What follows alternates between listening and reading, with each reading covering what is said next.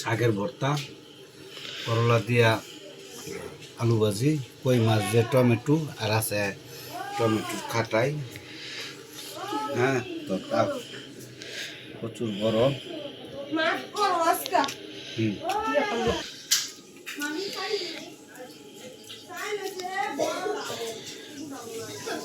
নাকি ইয়ার মতন না, ওই বেলুর মায়ের মতন না।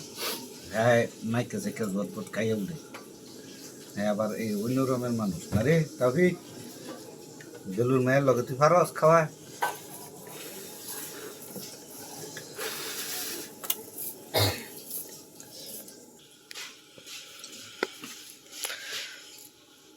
উপরে তার কিছু চাইয়া সোজা যাও পেটি में चलें कर गुंजता है।